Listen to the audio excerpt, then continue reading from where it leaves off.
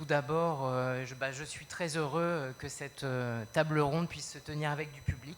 Pour en avoir connu ces derniers temps préenregistré sans présence de public, ça manquait un peu d'animation. Donc je suis très heureux qu'on puisse avoir du public et je vous invite à préparer quelques questions puisque on prendra un petit quart d'heure en fin de table ronde pour les questions du public.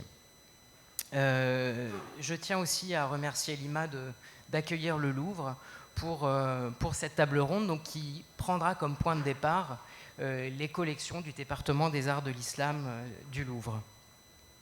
Alors peut-être pour introduire les problématiques en quelques mots, on peut quand même dire que finalement, sans se lancer dans des généralités, le commerce fait partie de l'ADN de ce monde islamique médiéval et même moderne. Et d'ailleurs, la conquête arabe, elle a quand même comme épicentre la ville de la Mecque, qui était une grande cité caravanière. Et son meneur, le prophète Mohammed, faisait partie de cette aristocratie caravanière de par son mariage avec la veuve Khadija. Pour reprendre l'histoire depuis le début, en quelques décennies, les Arabes ont fait la conquête d'un vaste empire qui va de l'Espagne à l'Inde. Bon, ce mouvement de conquête se heurte en 751 aux frontières de la Chine avec la bataille de Talas. Et c'est un empire qui très tôt va se mettre en ordre de marche administrative et qui va constituer un cadre tout à fait favorable aux échanges. Et à la fin du 7e siècle, la première dynastie califale, celle des Omeyyades, va notamment instaurer une réforme monétaire qui va aboutir à la création du dinar, la monnaie d'or, et au dirham, la monnaie d'argent, qui va donner un cadre, donner une sécurité monétaire à ces échanges.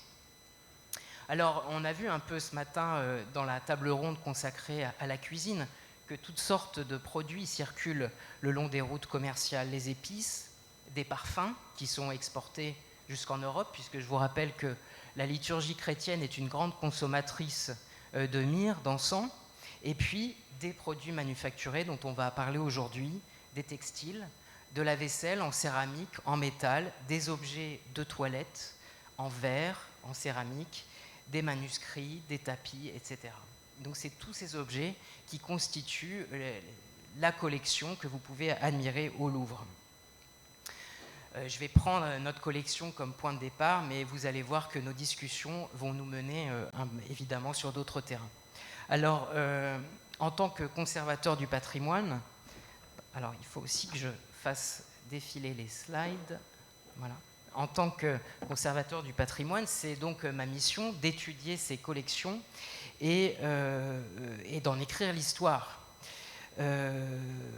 C'est un travail d'autant plus ardu que ces objets ne sont pas seuls à voyager. Ils circulent également au sein de ce monde islamique des matières premières, des techniques, des technologies. Donc là, on est typiquement dans les échanges intellectuels. Circulent également des modes, des esthétiques, et puis également les artistes et les artisans sont très mobiles. Et c'est dans cette recherche que j'aimerais vous entraîner aujourd'hui avec 3 collègues. Donc à ma gauche, Catherine Richarté, qui est archéologue médiéviste, ingénieure de recherche à l'INRAP, qui est céramologue, spécialiste de la céramique des périodes tardo-antiques et médiévales. Donc elle s'intéresse aux productions céramiques et aux échanges dans la Méditerranée et depuis 2014, elle mène un travail de thèse qui verra son achèvement bientôt à l'Université de Lyon sur le mobilier provenant des épaves islamiques sur les côtes provençales. Également à ma gauche, Nadine Chibileux, qui est chercheuse au CNRS, spécialiste en analyse des archéomatériaux au sein de l'IRAMAT, au centre Ernest Babelon à Orléans. Donc Nadine, tu as commencé tes recherches sur la lumière au sein de l'art et de l'architecture byzantin, et donc qui t'a mené à étudier les décors de mosaïque, entre autres. Et puis de la mosaïque, tu es vite passé à l'étude du verre, qui est le matériau constitutif de ces petites tesselles qui ornent ces décors de mosaïque. Et en 2015, grâce à une subvention du Conseil européen de la recherche, tu as initié le projet Glassroots, qui est en fait un projet consacré à la circulation du verre en Méditerranée du IVe au XIIe siècle. Et puis, présent avec nous, non pas physiquement, mais par la magie de la technique, Stéphane Pradine, qui est archéologue, professeur à l'Aga Khan Université de Londres. Donc, Stéphane a dirigé de nombreuses fouilles archéologiques, comme les fouilles de la muraille du Caire, qui l'ont occupé durant 16 ans, et puis qui a tourné ses recherches aujourd'hui sur l'archéologie islamique de l'Afrique subsaharienne et du commerce médiéval dans l'océan Indien, la côte Swahili. Et puis s'intéresse également à l'architecture militaire et aux armes. Donc vous voyez, j'ai essayé de réunir des profils assez différents, car cette recherche sur le cheminement, sur la circulation des objets, ce n'est jamais une recherche qu'on fait en solitaire. Elle fait appel à de nombreuses compétences et à de nombreuses sources. Alors il y a évidemment ces objets, qui sont des objets de musée, ou bien des objets qu'on découvre en contexte archéologique. On fait appel également à l'enseignement des textes, des chroniques, puisque la littérature arabe médiévale nous apporte plein d'informations. Et puis aussi, ces objets, on essaie de les faire parler grâce aux analyses physico-chimiques. Alors pourquoi tous ces savoirs sont nécessaires et pourquoi on les mobilise au Louvre? C'est que la collection du musée du Louvre, alors je vais vous montrer une image de nos salles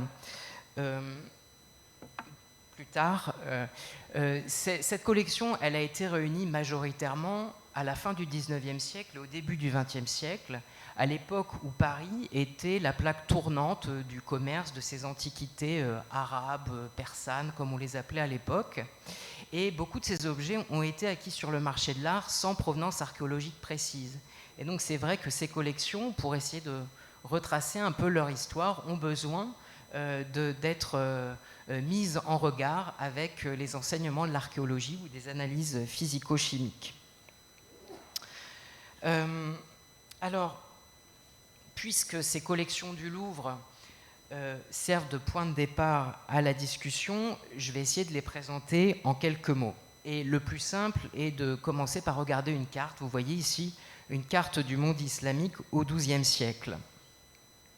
Alors, dans le champ, je dirais, patrimonial, muséal, universitaire, cette discipline qu'on appelle art et archéologie islamique recouvre l'étude des productions artistiques et les cultures matérielles d'un vaste espace géographique qui va de l'Espagne à l'Inde, sous contrôle d'un pouvoir central, musulman ou islamisé, dans une chronologie comprise entre le 8e et le 19e siècle. C'est donc un champ d'études évidemment assez vaste, et aujourd'hui, on va quand même rester centré sur la période médiévale et sur la Méditerranée, même si, vous le voyez bien à travers cette carte, c'est un monde extrêmement connecté vers tous les continents. Cet espace, évidemment, est une immense mosaïque de paysages, de religions, même si l'islam s'impose, de cultures, de langues, dont les principales sont l'arabe, le persan et le turc.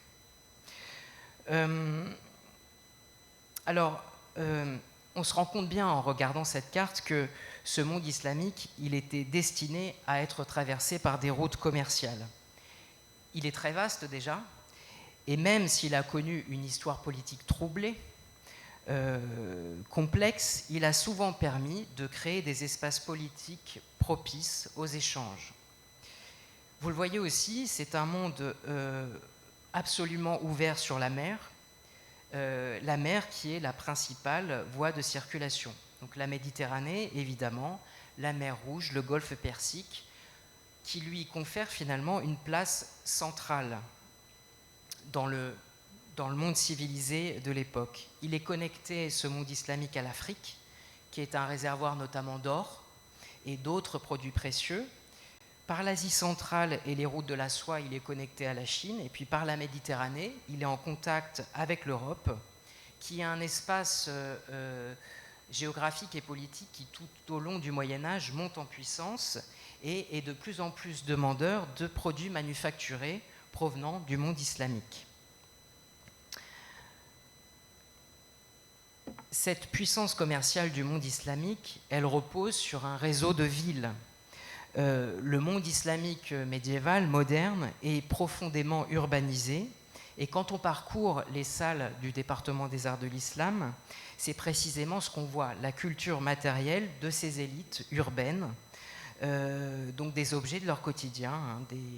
Alors, dans nos collections, on trouve des fragments d'architecture, de la vaisselle, des produits de toilette, etc.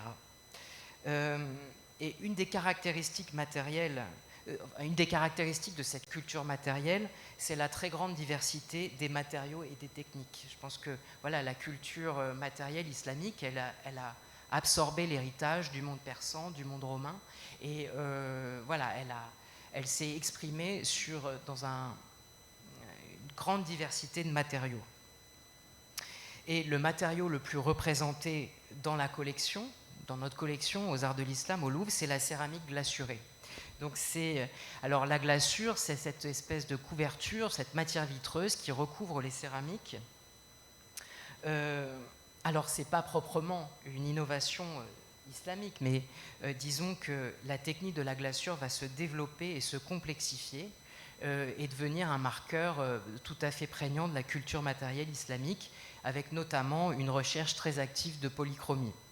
Voilà, je tiens à mettre l'accent là-dessus parce que moi-même, quand j'ai l'expérience de faire visiter les salles et il y a du public voilà, qui voit cette céramique qui est pour nous un matériau qui fait partie de notre quotidien, qui est facile à produire, mais qui en fait, dans les premiers siècles de l'islam et au-delà, nécessitait beaucoup de recherche technique, de développement technique, de matériaux qui souvent n'étaient pas des matériaux locaux, mais importés. Puis cette céramique aussi, voilà, elle se commercialise, parfois dans le cadre d'échanges régionaux ou d'échanges beaucoup plus je dirais, mondiaux.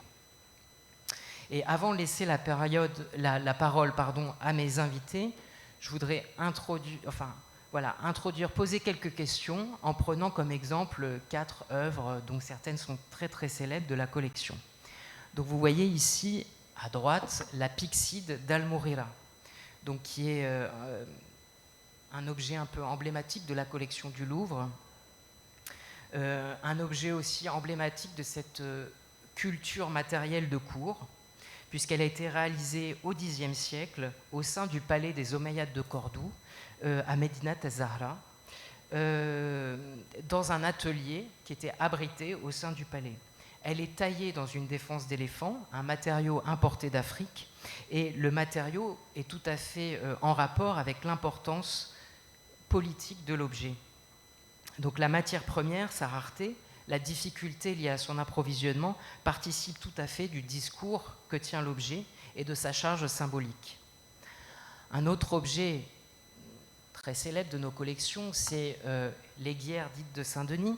Et alors là, c'est un objet qui a beaucoup voyagé et dont on arrive à reproduire, à suivre le parcours un peu précisément, et je vais le prendre à rebours. Donc là, vous voyez cette aiguière en cristal de roche, donc c'est du quartz très pur. Vous la voyez représentée sur une gravure du XVIIIe siècle, au milieu des autres objets qui constituaient le trésor de la basilique de Saint-Denis, donc qui est la basilique qui est le tombeau dynastique des rois de France. Alors, c'est une œuvre qui est arrivée très anciennement en France, puisque on croit la reconnaître dans une description qu'en fait l'abbé Suger au XIIe siècle, donc qui est abbé de Saint-Denis. C'est lui qui est le promoteur du style gothique en France. Voilà, il écrit beaucoup sur la construction de la basilique et puis sur le trésor. Et il dit que Thibaut, comte de Blois-Champagne, lui a offert une aiguière qu'il qualifie de praeclara, très claire, très brillante. Et donc on pense que c'est celle-là. Et Thibaut IV de Blois-Champagne, nous explique Suger, était connecté avec la Méditerranée orientale, puisqu'il avait marié une de ses filles au roi de Sicile, Roger II. Et c'est sans doute à cette occasion qu'il avait reçu ce présent, et Roger II l'aurait reçu sans doute du calife fatimide en cadeau diplomatique. Donc on voit circuler cet objet donc, qui a été fabriqué au Xe ou XIe siècle en Égypte, sans doute dans des ateliers qui étaient contrôlé étroitement par le calife fatimide. On le voit voyager, cet objet, jusqu'en Europe. Et on peut même aller à rebours en suivant la provenance du matériau, ce cristal de roche qui est une matière en fait magique, enfin avec une charge symbolique très forte au Moyen-Âge. Et ce matériau, le cristal de roche, provient de l'Afrique, des côtes de l'Afrique orientale, des Comores, de Mayotte, enfin voilà. Et donc Stéphane Pradines nous parlera de ce matériau et des circuits d'importation de ce matériau. Ce dont on se rend compte aussi, c'est que ces objets, quand ils circulent, ils se transforment. C'est-à-dire qu'ils sont fabriqués avec des fonctions précises, une symbolique précise qui est amenée à changer. Cette aiguière en cristal de roche, c'était un objet sans doute qui était destiné à la consommation des boissons ou à la toilette. Et il se retrouve, donc un objet tout à fait profane, qui se retrouve dans un trésor d'église avec des fonctions liturgiques. Et c'est aussi le cas de ce qu'on a appelé, enfin de cette œuvre très célèbre qu'on appelle le baptistère de Saint-Louis, qui a été fabriqué au Caire au XIVe siècle, donc bien après Saint-Louis, mais voilà, c'est aussi dire toute la légende qui s'est greffée à cet objet, qui est un objet sans doute qui était lié à une aiguière, donc qui était fait pour la toilette en fait, et qui se retrouve utilisé là aussi dans un contexte religieux. Bon, il a servi pour la première fois de fond baptismal pour les rois de France, pour le baptême de Louis XIII. Donc voilà, la circulation entraîne souvent des mutations. Et puis un dernier exemple, cette aiguière qui a été fabriquée au Caire aussi,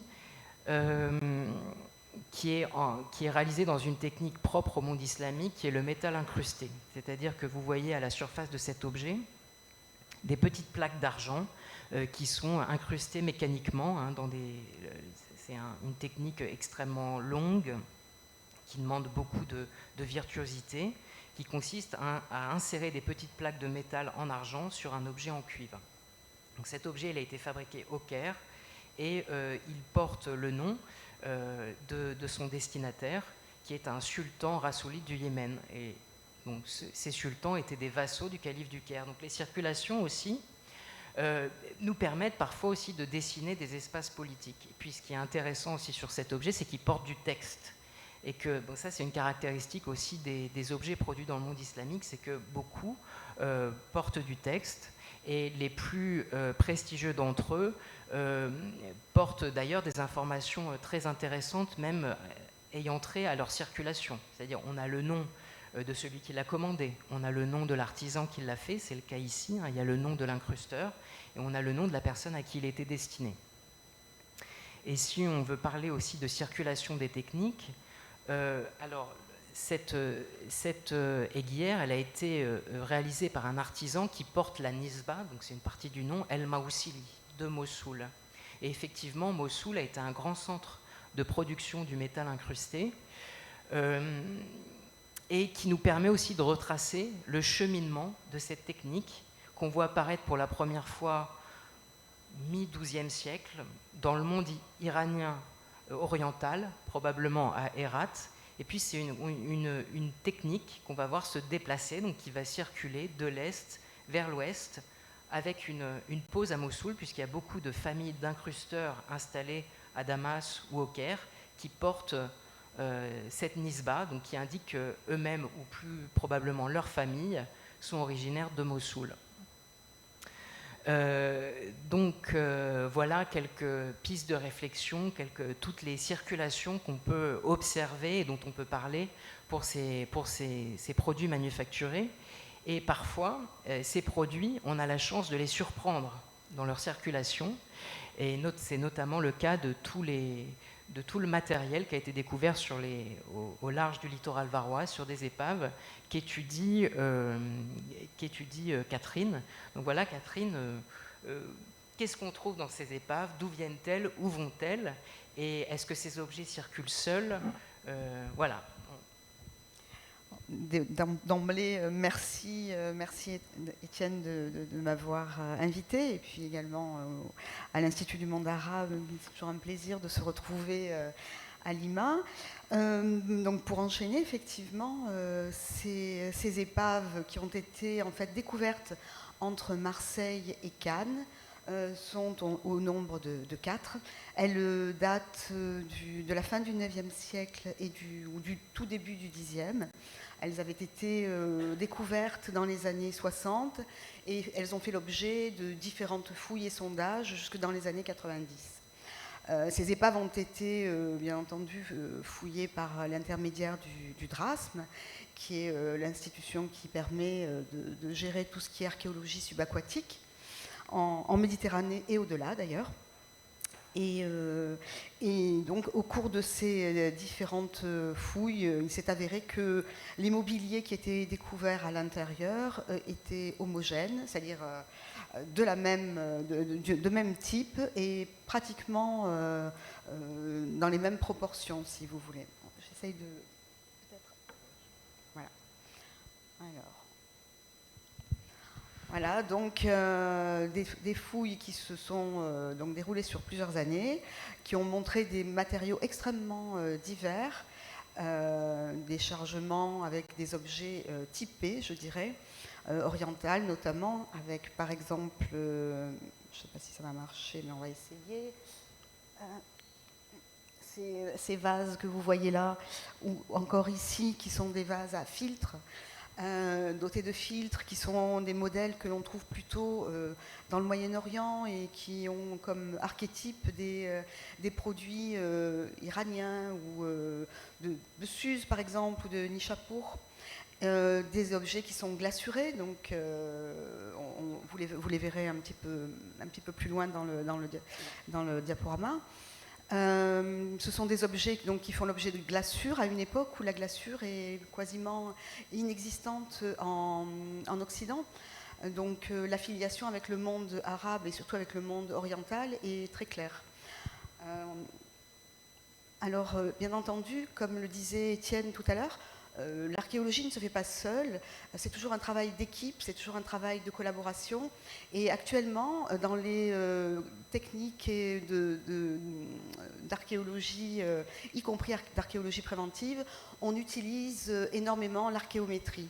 L'archéométrie, c'est en fait le moyen, par des moyens justement scientifiques, de faire parler les objets grâce à des analyses qui sont des analyses physiques ou chimiques en fait. Et donc pour les cas que vous avez sous le nez, donc quelques objets qui ont été découverts dans ces épaves, ces objets qui se trouvaient en nombre assez important, en série, ont été choisis pour faire l'objet d'analyses pétrographiques. C'est-à-dire que nous avons essayé de dégager à travers la pâte des inclusions, c'est-à-dire des fragments minéraux qui étaient caractéristiques de zones géographiques précises. Ce qui nous permettait également de situer la zone, le secteur de fabrication de ces objets. Donc, comme vous pouvez le voir sur la carte que vous avez sous les yeux, donc, il y a des éléments qui viennent d'Ifriqiya et notamment de Tunisie pour ce qui concerne l'amphore qui se trouve ici. Mais également d'Al-Andalus avec ces espèces de bouteilles, ces jarres et également ces culinaires comme vous la voyez sur la. Alors 3 secteurs ont été déterminés, donc la bétique du point de vue général, mais avec notamment des éléments qui viendraient de la bétique nord et plutôt de l'Espagne du sud, mais toujours dans un secteur de plénie bétique. La surprise a été que nous avons également découvert donc, une origine qui serait une origine de Provence orientale. Donc vous avez ces vases qui sont des vases modelés qui correspondent en fait à un archétype, on va dire islamique, parce qu'il se trouve que cette forme de marmite plate modelée avec des tenons de préhension est une forme que l'on retrouve dans tout le monde islamique autour de la Méditerranée et au-delà. C'est-à-dire qu'on les trouve bien entendu à l'Andalous, on les trouve dans le Maghreb, on les trouve également en Égypte et en Sicile. Donc vraiment, c'est un marqueur de l'islamisation qui se retrouve sur les côtes provençales, donc objets fabriqués en Provence avec des argiles de Provence orientale et donc qui nous donne une preuve directe de contact entre le monde islamique et la Provence chrétienne, puisque on sait que quelques marins, une centaine de marins, se sont établis sur les côtes de Provence à la fin du IXe siècle, et que donc ces marins sont à l'origine du site du Fraixinet, donc qui a fait couler beaucoup d'encre, si je peux me permettre le jeu de mots. Et c'est intéressant également donc de voir qu'aujourd'hui, avec une céramique, nous sommes en capacité de faire une traçabilité en fait du produit et de savoir très précisément d'où il provient. Alors, les approches archéométriques s'étendent également au contenu des vases, ce qui est encore plus intéressant, puisque là, on parle du voyage des objets qui comportent un contenu, et donc des matières en général biologiques issues de l'agriculture. Et notre étonnement a été quand même assez fort lorsque nous avons d'abord découvert ces vases qui étaient obturés, vous le voyez là, par des bouchons de pois qui a coulé à l'intérieur de la vitrine du musée parce qu'il faisait extrêmement chaud au musée de Cannes, près de l'île de Lérins. Et donc ça a été un indice qui nous a prouvé, bien entendu, qu'il y avait un contenu à l'intérieur de ce vase. Donc l'idée était intéressante et nous avons donc enclenché et mis en place des analyses de contenu qui ont été faites par le laboratoire Nicolas Garnier. Donc ce sont des analyses qui sont extrêmement fines, qui sont obtenues donc par le biais de la chromatographie en phase gazeuse et la spectrométrie de masse, qui permet de déterminer donc des éléments traces, en général lipidiques ou de polyphénol, de sauce de poisson. Enfin, il y a un panel de produits que nous sommes en capacité maintenant de détecter. Et donc ces analyses sont extrêmement précieuses pour justement pouvoir parler du flux et du commerce. Donc une autre étude de cas que je voulais vous présenter, qui est ces petites tasses à filtre, donc que vous voyez là, qui sont également bouchées par des opercules de pois. Donc ces tasses ont également été analysées. Alors, bon, vous le voyez sur le schéma, elles viennent de l'Espagne du Sud, notamment parce qu'elles contiennent un certain nombre de minéraux que sont le quartz, les fossiles, etc. Et les analyses biochimiques donc, nous permettent de parler du traitement qu'ont subi ces objets, c'est-à-dire qu'on les a imperméabilisés avec de la poix et on les a remplis de vin rouge. Et ça, c'est l'élément le plus intéressant de cette enquête, parce qu'au final, il s'avère que ces bateaux contenaient énormément de vin rouge, presque, je crois, 20 000 litres par navire, ce qui est quand même considérable. Et donc, la preuve est donnée que le monde musulman, non seulement se livrait au transport du vin, alors vraisemblablement à l'attention des chrétiens, mais également pour la consommation dans les mondes islamiques également. Notamment, je parle de ce lien avec le monde chrétien parce qu'il y a un des vases donc, qui a été découvert en contexte de fouilles à Marseille. Donc, vraisemblablement, le vin qui était transporté était suffisamment apprécié pour être dégusté sur les côtes provençales. Et nous avons d'autres exemples également de ce commerce du vin. Alors, pour une autre enquête qui ne concerne pas ces bateaux à proprement parler, qui concerne des navires siciliens, où effectivement le vin était commercé à l'intérieur des terres provençales et des terres chrétiennes, et que l'on retrouve dans des monastères pour le tout début du Moyen-Âge. Je fais juste une incise pour parler justement du rôle de ces monastères chrétiens par rapport au commerce, au grand commerce méditerranéen du très haut Moyen-Âge. Juste pour dire que, en fait, ce sont des centres, de fabuleux centres de redistribution des produits, et que cela peut en partie expliquer également pourquoi on a dans nos trésors d'église de très beaux objets importés de toutes les rives du monde méditerranéen et au-delà, parce que en fait ils étaient commanditaires et ils étaient également redistributeurs, comme l'a tout à fait bien démontré Stéphane Labec dans son étude sur les monastères et leurs fonctions économiques. Oui, moi j'ai une remarque quand même, parce qu'effectivement, il y a beaucoup de ces objets, notamment luxueux, qu'on trouve dans les trésors d'église. avec, parfois le discours, ça a été de dire qu'ils ont été rapportés des croisades. Et c'est le cas pour un certain nombre d'entre eux, mais il y en a qui ont eu d'autres circuits quand c'est possible de les retracer, notamment par le jeu des cadeaux diplomatiques. C'était le cas de les guerres de Saint-Denis, et puis aussi de tous les cristaux de roche qui sont arrivés, notamment dans le monde ottonien. Ils sont arrivés par ce biais-là. Donc il ne faut pas non plus... parce qu'on a souvent tendance à présenter les échanges, je dirais, matériels comme un peu une conséquence de l'affrontement qui s'est joué en Méditerranée, alors que ces circuits commerciaux étaient tout à fait préexistants à ces épisodes de croisade et ont continué bien après eux. Enfin, voilà.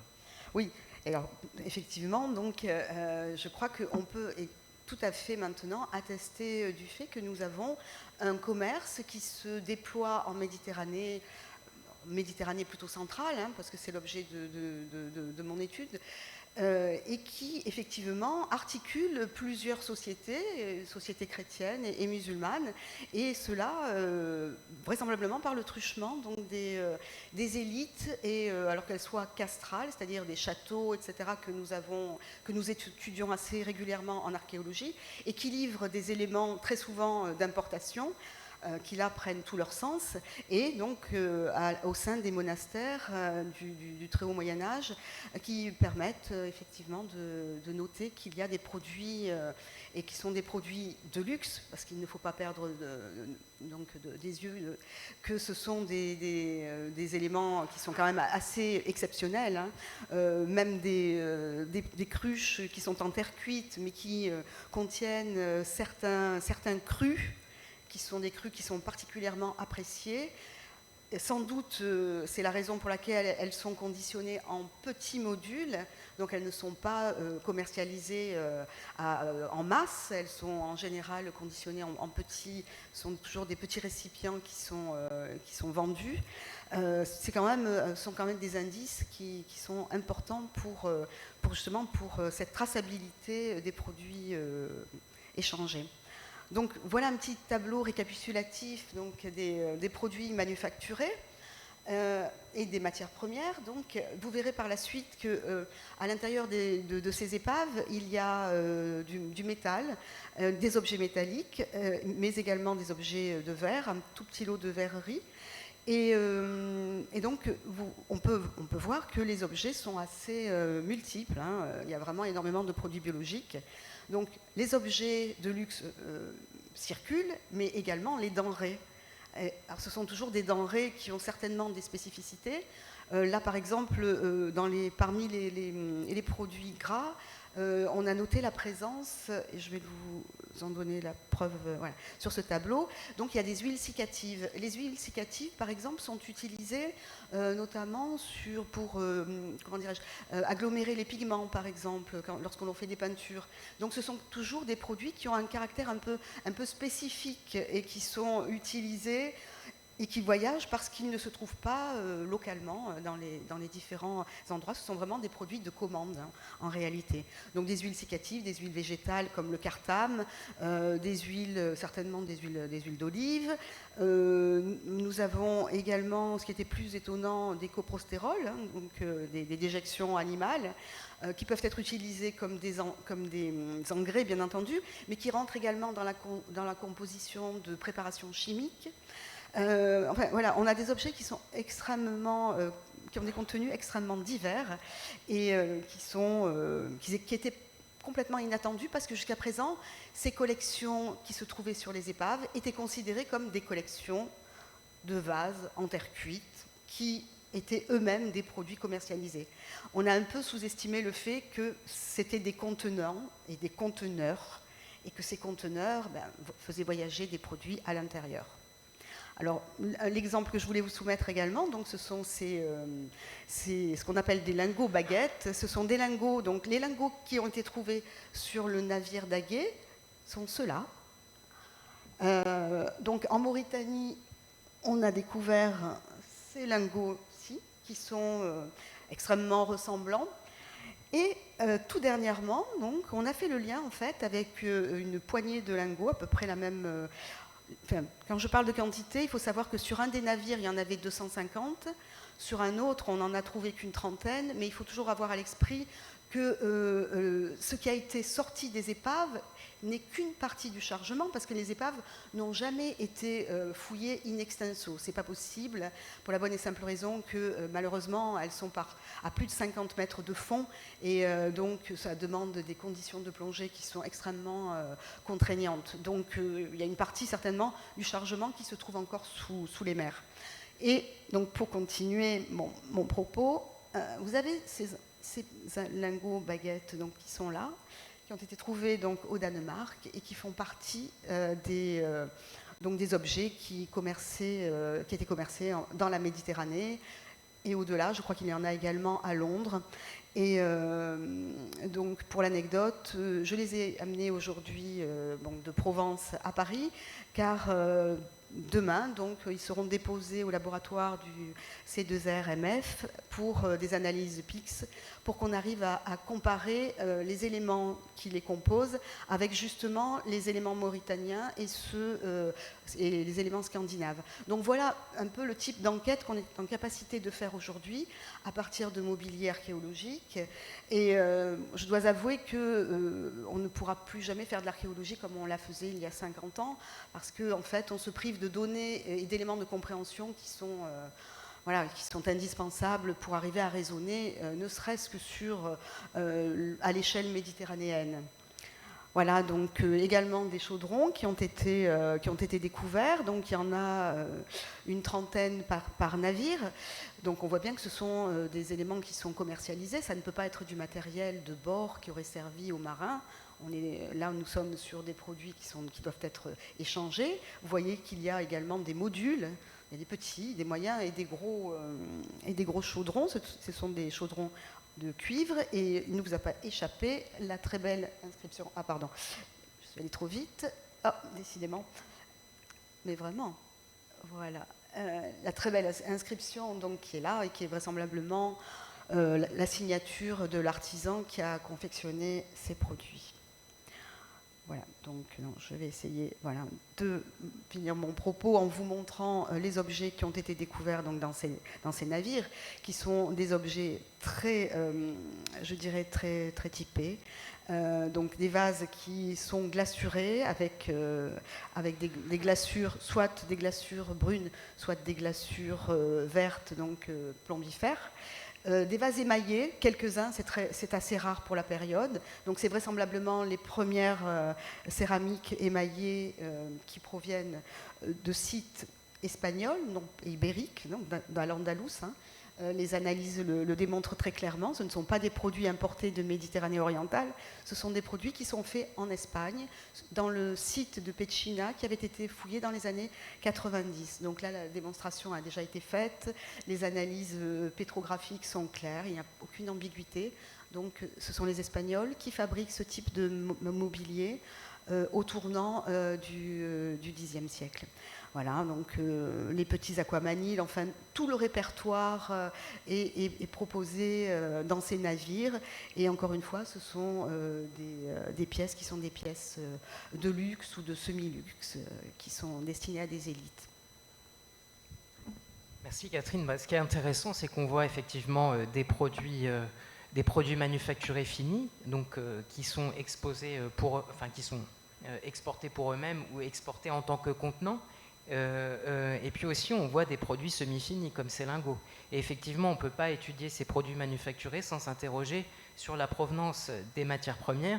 Et on aura l'occasion avec Nadine plus loin d'aborder le verre, puisque le verre, typiquement, fait partie de ces produits qui circulent, alors qui peuvent circuler sous forme de produits finis, mais qui circulent plus à des quantités très importantes sous forme de lingots qui sont produits en masse et qui sont destinés à des centres de production secondaires où ils sont refondus, où ils peuvent être également colorés, etc., pour être mis au service de production locale. Alors moi, j'aurais quand même une question pour toi, Catherine. Qu'est-ce que ces épaves, ces contenus peuvent nous apprendre aussi sur l'histoire politique, sur la grande histoire, puisque ce qu'on connaît de cette histoire de la présence musulmane en France, c'est qu'en 719, conquête de Narbonne, et en 759, reprise de Narbonne, et donc la présence musulmane en France n'existe plus. Et là, on voit quand même que les relations restent nourries. Absolument. Alors oui, ça c'est le volet, ce serait la part historique du dossier. Donc on est en réalité donc, dans un commerce qui est un commerce vraisemblablement assez régulier. Les épaves sont difficiles à trouver en Méditerranée pour une assez simple raison, je dirais. C'est que contrairement aux navires de la période antique, les artefacts qui voyagent à l'intérieur des bateaux sont beaucoup plus fragiles et donc se composent de nombreux articles qui sont putrescibles. De fait, donc, on les retrouve moins bien et on repère moins bien du point de vue de l'archéologie subaquatique ces sites qui ne forment pas de tertre, à contrario des navires de la période antique. Donc vous voyez, ce sont des objets qui sont moins importants en taille. Je ne vous ai pas montré les grandes jarres parce que ça dépassait un peu le propos, mais néanmoins, je veux dire, il y a quand même beaucoup moins de matériel quand on imagine qu'un site subaquatique antique pouvait par exemple contenir plusieurs centaines d'amphores. Ça formait dans le paysage marin des tertres qui étaient très facilement repérables. Là, pour la période médiévale, donc on a assez peu on a très très peu d'épaves, et en Méditerranée centrale encore moins, donc, parce qu'il n'y a pas encore de prospection systématique sur les côtes, donc peut-être dans les années à venir, le corpus s'élargira. Pour revenir donc au volet historique, ce que je voulais vous dire, c'est qu'il y a ces épaves donc, qui forment un circuit, et un circuit assez régulier, semble-t-il, s'accompagnent d'une volonté politique, je dirais, puisqu'elle concorde du point de vue chronologique avec l'expansion, qui est l'expansion évidemment maritime pour le coup, et donc avec la conquête des Baléares, mais également de la Sicile, de la Corse, de la Sardaigne, des îles grecques, qui s'opèrent au tournant du Xe siècle et du IXe siècle, pardon. Et donc effectivement, dans les années 800-880, on s'aperçoit qu'en réalité, il y a un vrai mouvement d'expansion qui, donc, pour la reconquête du territoire marin, et donc pour établir vraisemblablement des emporiums, enfin des emporias pour le coup, dont peut-être le Fraixinet est l'un d'eux. Je pense, je suis à la fin de cette étude, mais c'est vrai que mon analyse est qu'en réalité, le lieu du Fraxinetum, qui doit se trouver tout au-dessus de Saint-Tropez, est un lieu qui servait en fait à faire du commerce. Et n'était pas seulement une base militaire. Elle l'était certainement, ça pouvait être une base militaire, un ribat, c'était un lieu qui pouvait avoir de nombreuses fonctions. Mais la fonction économique était très très importante. Voilà. Merci Catherine. Alors, on est un peu tenu par l'ordre des slides dans le PowerPoint, mais puisqu'on parle d'épave, moi j'ai tout de suite en tête une épave très connue qui est celle du Beilintoum. Alors c'est une épave qui a été retrouvée dans les années 90, je crois, 98, au large de Sumatra. Et elle est impressionnante par sa cargaison puisqu'elle comportait 50 000 bols en grès qui venaient de Chine, du Changsha, du 9e, 10e siècle. Donc vous voyez la mise en scène qui a été faite puisqu'une partie de l'épave est exposée au musée des civilisations de l'Asie à Singapour. Et on voit très bien comment les productions dans le monde islamique vont être fortement influencées aussi par ces petits bols. Déjà, la forme va être reprise, puisque la forme, elle correspond quand même à une consommation de la nourriture individuelle, donc qui relève plus de mode de pratique chinoise, quoi. Et alors que dans le monde islamique, on mangeait plutôt dans des grands plats, autour du même plat. Voilà, et donc, je vous disais que la collection au Louvre, elle a été acquise sur le marché de l'art, mais on a quand même un fonds archéologique, c'est celui de Suse. Donc là, on sort un peu des frontières du monde arabe. On est en Iran occidental, donc quand même une région qui est dans sa culture matérielle reste quand même assez connectée au Proche-Orient. Et là, vous voyez en regard une cruche, une aiguière chinoise et un peu la copie qui en a été faite. Enfin, on voit comment ces formes chinoises ont influencé des productions plus locales. Alors dans les formes et puis aussi dans les matériaux, puisqu'on voit se développer au 9e, 10e siècle dans ces grandes villes de l'Empire abbasside, comme est Suse, mais on pourrait dire la même chose de Samarra. Bon, Bagdad, on connaît moins, puisque la ville contemporaine s'est développée sur la ville ancienne et on a moins de témoignages, mais on voit se développer dans ces villes des nouveaux matériaux, et donc celui qu'on appelait la faïence. Donc la faïence, c'est des formes en argile qui sont recouvertes d'une glaçure, donc d'une matière vitreuse qui est rendue blanche par de l'oxyde d'étain. Et bon, là, visiblement, il y a quand même une volonté de reproduire la blancheur des porcelaines chinoises. Donc sur l'épave du Beilitou, on a aussi retrouvé ces petits objets en or chinois, ces petites coupelles polylobées, qui vont influencer le répertoire de formes des potiers du monde islamique. Et vous voyez en regard une petite coupelle en céramique glacurée qui s'inspire à l'évidence de ces productions chinoises. Donc voilà, c'était un peu pour...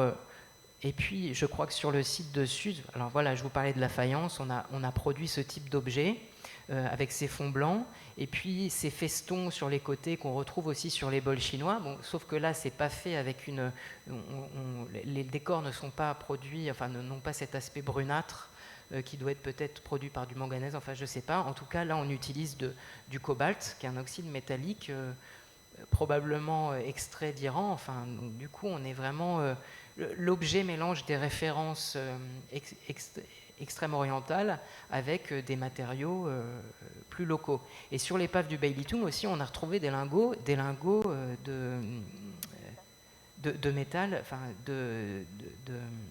qui servaient à obtenir cette glaçure blanche d'étain. On a retrouvé des lingots d'étain, donc ce qui prouve que bon, ces produits blancs comme ça, cette faïence, c'était quand même des produits qui nécessitaient des importations assez lointaines. Et donc ça me permet de faire le lien avec je dirais un peu les terrains de recherche de Stéphane, qui lui aussi sur ces terrains de recherche a surpris de la céramique chinoise un peu loin de ses bases. Voilà. Donc Stéphane, c'est moi qui ai la télécommande. Donc quand tu as envie que j'avance, tu me dis.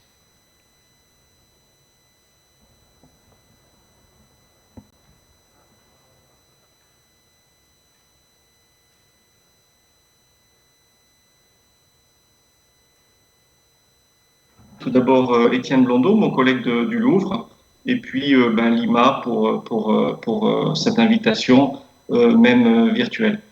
Donc, en préambule, avant que j'oublie, pour rebondir aussi dans le cadre de la table ronde et la discussion, j'aurai deux commentaires, deux précisions à ajouter sur deux points qui ont été soulevés par Étienne. D'abord, en relation avec la précédente communication de ma collègue, concernant les relations conflictuelles entre musulmans et chrétiens. Il faut faire très attention à cette vision romantique, 19e siècle, une vision un peu des croisades entre les chrétiens et les musulmans, qui est souvent à minorer ou qui est souvent fausse. Notamment, je prends un seul exemple très rapide, des épées mamelouks de l'arsenal de la ville d'Alexandrie, qui ont toujours été attribués comme des trophées de guerre des Mamelouks par rapport aux Chypriotes, donc aux chrétiens. En réalité, on sait très bien qu'il y avait du commerce, même d'armes, dans la Méditerranée orientale, et que les Génois et les Vénitiens exportaient des lames d'épée, en direction du Proche-Orient. Donc il faut faire très attention à ce genre de choses. Et le deuxième point qu'a évoqué Étienne deux fois, et aussi ma collègue, c'est ces histoires de céramique glacurée. il faut savoir qu'en réalité, dans le monde musulman, je parle par exemple des fouilles que j'ai pu faire avec mes équipes au Caire, uniquement 10%, peut-être 10%, 15% de la céramique musulmane était glacurée. Le reste des fouilles a bien montré qu'en réalité, les musulmans utilisaient de la céramique non glacurée pour leurs usages quotidiens. Ça veut dire quoi? Ça veut dire qu'en réalité, la céramique glacurée restait, comme l'ont évoqué mes collègues, une céramique de luxe, une céramique qui pouvait être exportée et qu'il faut faire attention. C'est-à-dire qu'en fait, dans les musées comme, cher Étienne, comme le Louvre, ne sont exposées que les belles pièces. Et c'est aussi ces pièces-là qui ont été collectées. Donc ça ne reflète pas complètement les sociétés médiévales et modernes du Proche-Orient. Donc voilà pour mes deux petits commentaires. Donc à propos des exportations et des importations, vous pouvez peut-être voir sur une carte, voilà, il y a sur cette carte, vous voyez donc un autre univers. Alors il y a une petite animation, je ne sais pas si juste après, en cliquant voilà. Et donc en fait sur cette carte, vous voyez un autre univers. C'est-à-dire qu'on a parlé pour l'instant de la Méditerranée, et il y a un autre univers chez les musulmans, c'est l'océan Indien. Alors l'océan Indien qui forme en fait c'est une sorte de véritable plateforme d'échange entre l'Asie, l'Arabie et l'Afrique. Et donc les mondes musulmans, comme l'ont évoqué mes collègues, il n'y a pas un seul monde musulman, il y a des mondes musulmans avec l'Inde, la Perse, l'Arabie et puis l'Afrique subsaharienne. Évidemment, ces mondes sont connectés, c'est-à-dire que l'océan Indien est connecté à la mer Méditerranée par la mer Rouge. Et vous avez donc en Afrique une culture littorale, ce sont les Swahili qui existent toujours, ce n'est pas une civilisation du passé. Et cette culture littorale des Swahili, donc c'est une culture qui s'étend de Mogadiscio en Somalie à la baie de Sofala au Mozambique, en passant par l'archipel des Comores et Madagascar. Donc c'est une culture côtière, ce sont des musulmans, ils ont une langue commune, le Kiswahili, qui est un dérivé de bantou, d'arabe et de persan. Et ces gens-là, en fait, cette culture s'est développée grâce au commerce avec les mondes musulmans, avec ce que certains appellent la route maritime de la soie, ce que d'autres appellent la route des épices. Mais voilà. Et en fait, vous voyez un petit peu ces routes. C'est toujours des routes au pluriel, parce qu'on parle toujours de la route de la soie, mais il y a des routes de la soie. Et là, vous voyez ces routes maritimes qui relient en fait le monde swahili, le monde africain, au reste du monde musulman, mais pas que, puisque vous voyez donc sur la carte que les bateaux transitaient passaient par le détroit au nord de Ceylan, du Sri Lanka, remontaient vers l'Asie du sud-est, et puis arrivaient finalement dans les ports chinois, qui sont indiqués, au moins il y en a un indiqué ici sur la carte. Et donc c'est un périple qui était parfois dangereux quand on pense au détroit de Malacca avec les pirates, mais c'était des routes qui étaient fréquemment utilisées, et puis depuis très, très longtemps, c'est-à-dire depuis pratiquement les débuts des grandes civilisations islamiques, c'est-à-dire depuis l'époque abbasside au moins. Alors sur une autre carte, vous allez voir un peu les produits qui étaient échangés. Malheureusement, comme l'a évoqué ma collègue, en archéologie, on retrouve souvent les produits qui sont conservés. Et il nous manque beaucoup de ces produits quand l'on fait des fouilles, que ce soit des fouilles sous-marines, subaquatiques, sous-marines ou bien terrestres. On n'a pas tous les matériaux périssables. Mais heureusement, on a beaucoup de textes et l'on sait que les Africains importaient beaucoup de produits manufacturés, notamment des textiles imprimés d'Inde, du Gujarat, du Kutch, et aussi des tissus brodés, des tissus des soieries, de la soie. Bien sûr, ce que l'on a appelé souvent, alors c'est dans la diapo précédente, des verroteries. Donc là, ici, vous avez par exemple des perles que l'on a trouvées à Kua, à côté de l'île de Mafia en Tanzanie, donc les fameuses verroteries. Les Swahili importaient aussi beaucoup de plats. Donc vous avez là 2-3 exemples. En haut à droite, une céramique céramique noire et jaune donc du Yémen. Vous avez au milieu des céladons vert, olive, donc des céladons, des grès chinois, et vous avez en bas un bol kashan, donc perse, lustre du début du XIIIe siècle. Donc beaucoup de produits manufacturés et importés par les Swahili, qui est exporté en échange, donc vous allez le voir sur la diapositive, qui est exporté en échange essentiellement, je ne veux pas être catégorique complètement, c'est plus compliqué que ça, mais essentiellement des matières premières. Alors j'ai mis exportation entre guillemets, parce qu'il y a des exportations qui sont très...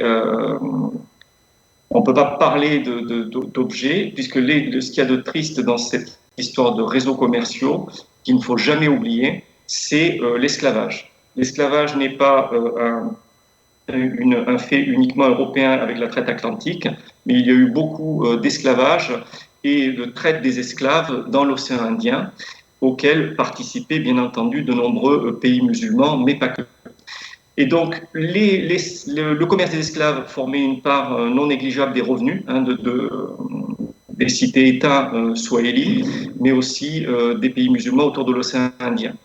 Ensuite, vous avez le commerce des matières premières, pardon, excuse-moi Étienne, le commerce des matières premières purement, on va dire, africaines, donc avec l'ivoire d'éléphants africains, l'or des mines du Zimbabwe actuel, si vous avez les Fables de La Fontaine, les amis du Mono Motapa, donc le Moine Motapa, donc les mines d'or du Zimbabwe, et puis aussi, je vais en parler en détail maintenant, le commerce du cristal de roche. Alors, il se trouve que par le miracle de la départementalisation, Mayotte donc, est un département français. Donc, il est possible de faire de l'archéologie islamique en France si vous partez à Mayotte. Et là, donc, j'ai eu l'occasion de faire avec mes équipes des fouilles, Étienne l'a évoqué, au Kenya, en Tanzanie, mais aussi à Mayotte. Alors Mayotte, sur la carte précédente, comme vous pouvez le voir, donc si on revient, Mayotte, c'est une île de l'archipel des Comores, qui est composée de 4 îles. L'archipel des Comores, c'est un petit peu comme un pont entre l'Afrique et Madagascar. Donc vous avez le Mozambique, Kilwa, donc qui est en Tanzanie, et puis l'archipel des Comores qui forme un pont vers le nord de Madagascar, qui fait aussi partie de l'ère culturelle swahili. Et donc, on a réalisé des fouilles sur un site, un des plus gros sites, un des plus anciens sites de Mayotte, à Dembéni. Et sur le site de Dembéni, nous avons exhumé de nombreux artefacts. Mes collègues au précédent qui avaient fouillé aussi à Dembéni avaient aussi trouvé beaucoup d'objets. Des objets qui correspondent un petit peu à un pic du commerce médiéval ancien dans l'océan Indien. Donc, on va dire 9e, 12e siècle. Et comme vous pouvez le voir sur la diapositive suivante, voilà, ici vous avez les importations de céramique que l'on a trouvées à Mayotte. Donc c'est particulièrement impressionnant parce que ça permet aussi de remettre en cause un petit peu toutes les idées reçues que l'on a par rapport aux cultures d'Afrique subsaharienne. Et ça permet de remettre non pas uniquement mes amis et collègues de Mayotte, mahorais, au centre du jeu, mais aussi toutes les cultures africaines. C'est-à-dire que l'Afrique subsaharienne était complètement liée à tous les réseaux d'échanges internationaux avec le monde musulman, mais pas que. Et vous voyez qu'ici, on a trouvé donc des céramiques, on va dire, de l'époque abbasside, 9e, 10e siècle. On a, avec les fameux dont avait parlé Étienne, les fameux bols, comme celui que vous pouvez voir en haut à droite, mais aussi la grande jarre turquoise, là vous avez un bout avec une oreille. Ce sont des bols en pâte siliceuse, donc des pâtes blanches, qui rappellent, c'est une sorte d'imitation des kaolins, donc des grès porcelaineux et des porcelaines chinoises. Très tôt, donc les musulmans à l'époque abbasside ont commencé à imiter les porcelaines chinoises. Vous avez des sgraffiato hachurés persans qui sont plus récents, 11e, 12e siècle. Et puis vous avez des céramiques chinoises aussi 10e, 12e siècle. Donc c'est particulièrement intéressant parce que ça vous montre une sorte de mondialisation à l'époque islamique. Alors évidemment, toutes ces belles pièces ne se sont pas retrouvées par hasard à Mayotte. Les Mahorais et les Malgaches avaient quelque chose à échanger contre ces beaux objets. Et là, vous voyez en fait donc notre principale principale découverte, donc nous ne sommes pas les inventeurs du site, hein, il avait été découvert par des Américains, puis fouillé par trois équipes françaises. Mais par contre, la principale découverte de la mission là, des missions que nous avons réalisées à Mayotte de 2013 à 2015, c'est la mise en évidence du commerce du cristal de roche. Ça, c'était totalement inconnu. Et en fait, ce qui est intéressant, c'est d'avoir un petit peu lié les mines de cristal de roche de Madagascar aux grandes productions de cristal de roche de l'époque fatimide pour le 11e, 12e siècle, mais on peut remonter aussi au cristal de roche abbasside pour le 9e, 10e, et probablement aussi même aux productions sassanides antérieures à l'islam. Donc c'est intéressant parce que vous avez un site, le site de Dembéni, qui a été occupé du 9e à la fin du 12e siècle. Ça correspond à ce pic du commerce du cristal de roche et à ces productions de cristal de roche dans l'Empire abbasside, avec le califat abbasside, et puis dans l'Empire fatimide, avec le califat fatimide du Caire. Donc vous avez d'une certaine manière les objets qu'on a trouvés à Mayotte. Alors, il faut noter qu'à Mayotte, il n'y a pas de cristal de roche. Donc ce qui a aussi été très intéressant, c'est de montrer que Mayotte et les Comores étaient en fait une plaque tournante du commerce du cristal de roche dans l'océan Indien. Et ce cristal de roche vient du nord de Madagascar, où là, Madagascar est connu pour être parmi les plus grands gisements au monde pour le cristal de roche. Et c'est un cristal de roche qui est très très pur. Donc ça rejoint un peu ce que disait Étienne tout à l'heure. On peut trouver des gros blocs, donc pour tailler des belles pièces, et puis un cristal très pur. Donc ces fragments, en fait, ces petits indices de ce commerce de cristal de roche depuis Madagascar jusqu'au Caire. Alors je ne sais pas s'il y a un autre diapo ou pas, mais c'est un petit peu, peut-être pas. Ah si, voilà, ici vous avez donc, alors il y a peut-être une animation, je ne suis pas sûr. Pardon. Voilà. Et donc, vous voyez, vous avez donc la position de Mayotte et puis la localisation des principaux gisements de cristal de roche à Madagascar. Ce qui permet aussi d'expliquer pas mal de choses. Ça permet d'expliquer aussi, non pas uniquement la diffusion des produits, mais aussi les peuplements et l'islamisation en Afrique subsaharienne. C'est-à-dire que les gens ne sont pas devenus musulmans aux Comores, à Mayotte et à Madagascar par hasard. Le commerce abbasside et fatimide a été le support de l'islamisation. Et alors, dans la diapo suivante, je vais redécouvrir avec vous. Voilà. Alors, je voulais aussi vous montrer, pour finir avec 2 diapositives, l'utilisation, parce qu'on parle toujours des fonctions. C'est très important, c'est très à la mode actuellement, les fonctions des objets. Alors, c'est important parce que les Swahili ont utilisé les céramiques importées comme témoins de leur richesse. Donc, vous avez les bols chinois, par exemple. Ici, vous avez des bols, alors c'est siliceux, silhouette, glaçure noire, glaçure turquoise, silhouette noire. Donc, des bols persans iraniens. Et puis des bols, des porcelaines bleues et blanches chinoises, pardon, donc dans la diapositive précédente, qui ont été incrustés dans le mihrab, donc dans la niche tournée vers la Mecque, dans le mihrab d'une mosquée. Donc ça permettait aux Swahili de décorer leurs édifices religieux, mais aussi de montrer la richesse d'une cité. Donc ça, c'est au niveau des édifices publics et religieux. Et dans la dernière diapositive, donc là, on est sur des périodes plus récentes, fin du 19e siècle. Vous voyez sur les murs toutes ces porcelaines chinoises qui sont accrochées. Donc vous avez en fait des notables de Lamu, donc au nord du Kenya, qui posent avec leurs plus beaux habits, leurs épées omanaises, et en fait, vous voyez donc toutes les céramiques chinoises et islamiques qui sont accrochées au mur comme témoins de leur richesse, les Waungwana, donc les notables de Lamu, qui étaient à la fois des notables, des princes et des marchands. Donc voilà, j'ai essayé en fait en quelques mots de vous présenter donc ces histoires de commerce entre l'Afrique subsaharienne, la Chine et le monde musulman. Merci beaucoup, Stéphane. Je vois le temps tourner et puis j'aimerais qu'on s'intéresse maintenant à une des sources qu'on a énumérées au début. Hein. Donc on a vu les enseignements de l'archéologie, mais il y a aussi les analyses physico-chimiques qui sont des sources d'enseignement majeures. Et c'est un peu le cas du projet de Nadine qui s'intéresse au verre. Donc je voulais, Nadine, que tu nous parles de ces échanges de verre au sein de la Méditerranée. Et puis peut-être si on a un peu de temps, j'aimerais qu'on parle aussi d'une 4e source qui sont celles des textes. Et de voir comment on les met en relation avec les enseignements de l'archéologie et des analyses physico-chimiques. Ça marche.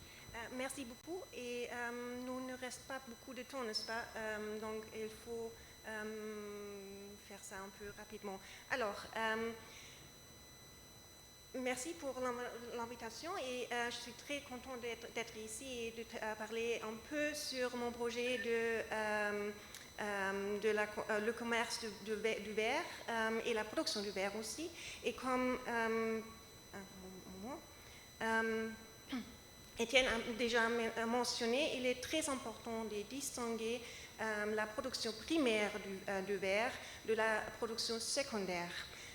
C'est-à-dire la production primaire, c'est le mélange de matières brutes, ça veut dire la source de silice, le fondant, un stabilisant et peut-être aussi de verre recyclé, le croissy. Et ça c'est fusionné à une température d'environ 1000 degrés et ça produit le verre brut. Et la production primaire était à grande échelle et centralisée dans quelques lieux seulement. C'est quoi ça? Oui, exactement. Donc, pendant la majorité de premiers millénaires de notre ère, la production primaire était centralisée dans la côte levantine, à Beth Jearim par exemple, et Beth Eliezer, et au nord de l'Égypte. Et comme je dis, la production était à grande échelle. À Beth Jearim, par exemple, il y a une grande dalle de verre qui pèse environ 9 tonnes. Et à Beth Eliezer, on a trouvé des fondations, des fours énormes, 17 fours en fait, avec une capacité entre 8 et 10 tonnes de verre aussi. Donc on a produit le verre brut à grande échelle et ça a été après pressé et ah non c'est pas ça bon c'est peut-être moi pressé en morceaux et échangé partout. Ça veut dire tout le verre qui était produit dans la première millénaire de notre ère est produit à l'est de Méditerranée et après échangé partout sur des sites de production secondaire où le verre était refondu et les objets sont produits. Donc,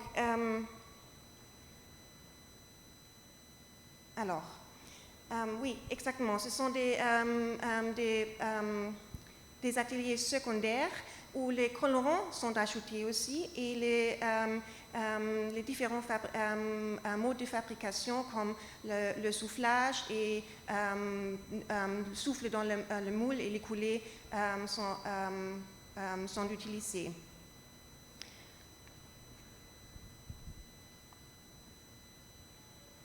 Alors,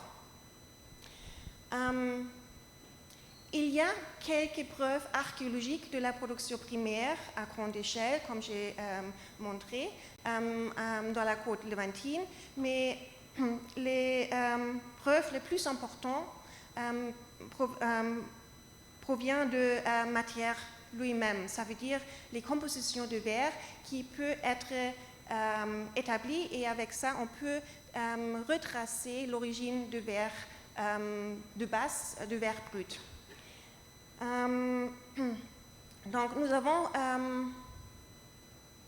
analysé quelques points au verre, comme ici, du musée du Louvre, et ce sont des points monétaires, et ce sont idéaux pour tracer le développement des compositions de verre, parce que les points au verre peuvent être datés très précisément grâce à ces inscriptions.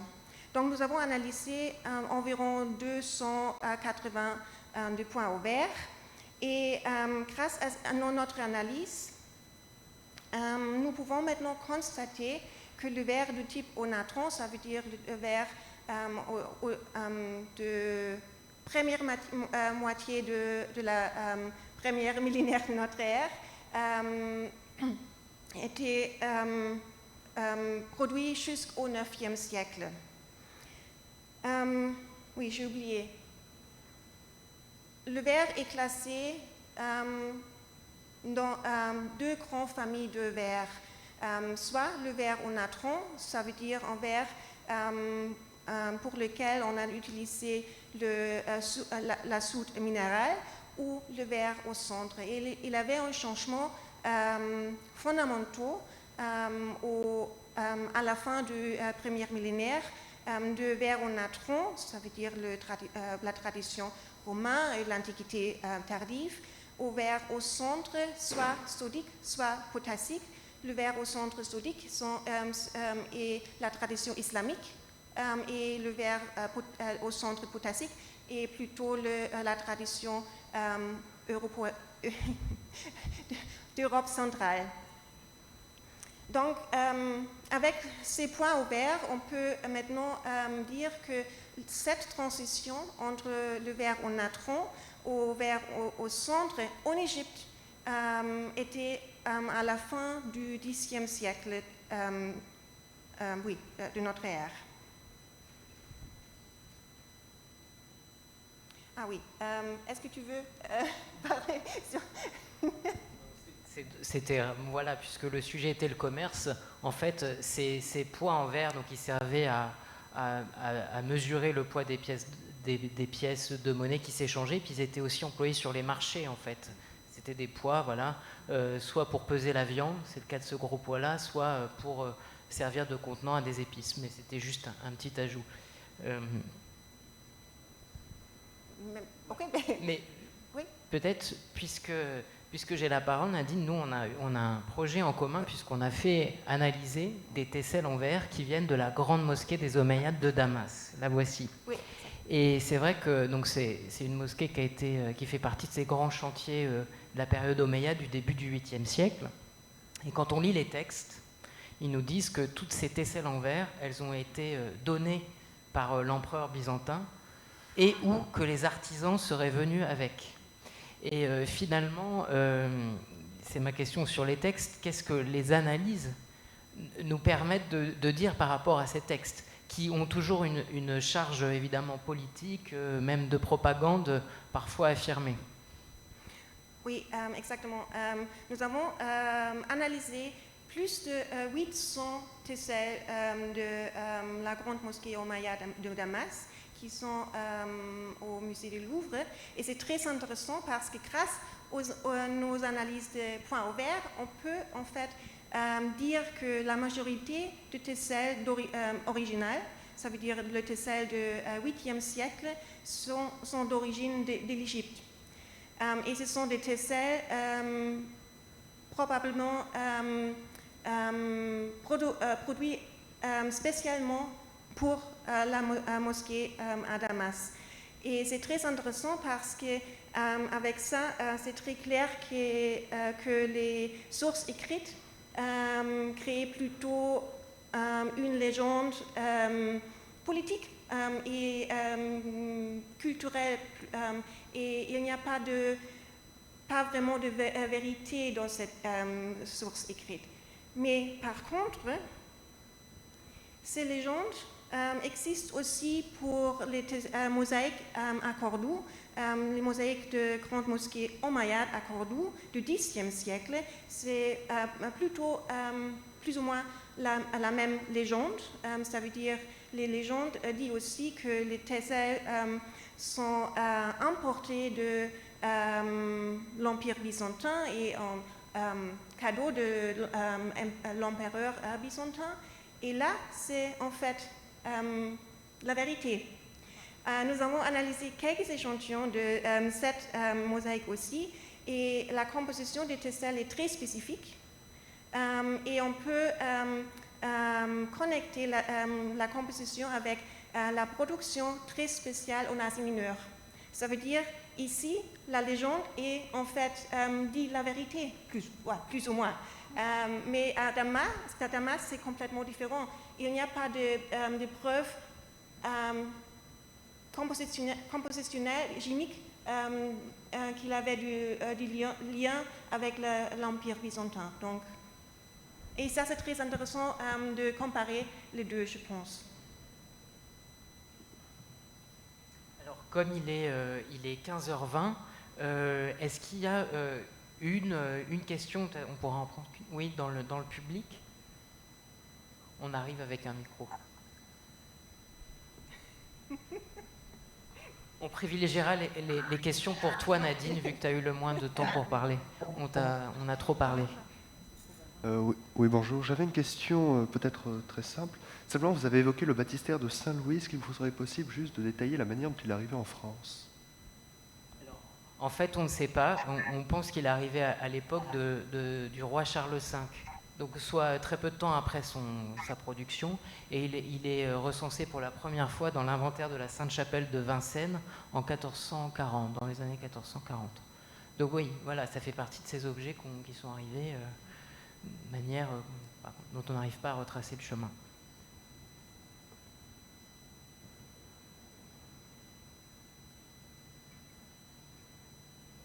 Merci pour vos interventions passionnantes. J'ai une question peut-être plus pour Monsieur Pradine en ce qui concerne le transfert donc, de techniques.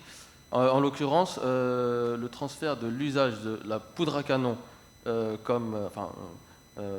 une fonction militaire des Mongols, alors, qui va être transféré donc, en Occident musulman vers la fin du XIIIe siècle, avec le siège de Sigil Massa, donc où on voit l'usage de canons, peut-être par les Mérinides. Comment est-ce que ces transferts de techniques sont arrivés justement d'Extrême-Orient vers l'Occident musulman en cette fin du XIIIe siècle? Merci. Alors, je vais essayer je ne sais pas si vous m'entendez, je vais essayer de répondre tout en sachant que j'étais préparé psychologiquement plutôt pour les céramiques et le commerce du cristal de roche dans l'océan Indien. Mais il se trouve, comme mon collègue Étienne l'a mentionné, je travaille aussi sur les armes. Donc, il y a beaucoup de discussions à propos de ce que vous venez d'évoquer. J'ai plusieurs collègues qui travaillent sur le sujet, et notamment, si ça vous intéresse, un ouvrage qui vient de sortir, publié par Robert Elgood, sur les armes à feu en Inde. Et il a tout un chapitre, en fait, qui est probablement la dernière version et probablement une des plus intéressantes versions des transferts de technologie et de la poudre depuis l'Asie vers l'Occident, que ce soit l'Occident chrétien ou l'Occident musulman. Donc, n'étant pas un spécialiste de ces questions, et sachant que ce sont des questions assez controversées, parce qu'il y a des discussions sur la diffusion de la poudre par rapport à de la Chine, par la route de la soie, vers l'Inde, mais aussi vers la Perse et puis vers le monde musulman. Et puis après, il y a aussi des transferts de technologies, on va dire, européennes vers le monde musulman. On sait qu'il y a eu des artilleurs, des fondeurs de canons européens qui ont travaillé pour les Ottomans. Donc pour ce qui est du cas de Sigil Massa, on est vraiment au Maroc, on est vraiment sur l'extrême un petit peu ouest du monde musulman. Je n'ai pas de données particulières, mais je vous conseille de lire ce chapitre du dernier ouvrage de mon collègue Robert Elgood, qui fait le point sur tous ces transferts de technologie. Merci Stéphane. Et puis, 3 minutes, je vais les prendre pour une question pour Nadine, puisque on a trop parlé. On s'excuse. Voilà. Non, mais tu avais réservé quelques diapositives à la couleur, et c'est quand même intéressant d'en parler, puisqu'une des caractéristiques quand même de cette culture matérielle, c'est la recherche de polychromie. Donc qu'est-ce que le verre a à dire sur cette quête de polychromie, ou qu'est-ce que tu peux nous dire sur les couleurs? Ça, c'est une bonne question. Pas beaucoup. Non, ouais, ce sont des verres modernes ici, donc ce n'est pas vraiment une bonne représentation de verre antique, ça veut dire. Mais il y a quelques exemples très intéressants, parce que tu as mentionné cobalt, par exemple. Le cobalt est très important pour le verre, parce que le cobalt est lié à l'invention de production de verre. Et il y a beaucoup de verre au cobalt dans le monde romain et à l'Antiquité tardive. et aussi islamique, mais plutôt islamique de l'Est, par exemple. J'ai analysé plusieurs collections de verres de l'Espagne, à l'Andalous, et il n'y a pas beaucoup de verres cobalt. Et tous les verres avec un peu de cobalt sont des verres mésopotamiens. Donc, parce que tu as mentionné que le cobalt peut-être provient de Iran ou de Asie centrale, par exemple. Le verre est évidemment très important concernant les propriétés optiques. Le verre était utilisé pour les mosaïques avec beaucoup de couleurs et normalement aussi opacifié, mais aussi pour les vitres. Et les vitres peuvent être plus ou moins incolores ou fortement colorées. Et il y a certainement des développements chronologiques de l'utilisation des couleurs, et ça est aussi très clair de céramique, glaçure de céramique. En Espagne, encore, il y a beaucoup de pourpre, oui c'est pourpre, n'est-ce pas, de manganèse et de verre. Et c'est vrai aussi pour le verre et les glaçures. Donc il y a un lien entre les différentes technologies, ça c'est assez important aussi. L'autre chose peut-être très intéressante sont des tesselles de feuilles d'or. On peut voir ça dans la mosquée à Damas, mais aussi à Cordoue. Les tesselles de feuilles d'or, c'est très spécial. La production est très spécifique et ça c'est certainement une tradition byzantine, n'est-ce pas? Mais dans ce cas-là, c'est peut-être plutôt des verres recyclés ou réutilisés dans les mosaïques à Damas, par exemple. On le saura bientôt puisqu'on va en analyser certaines très prochainement, au mois d'août. Voilà, je vous remercie Catherine, Nadine et Stéphane de votre présence et puis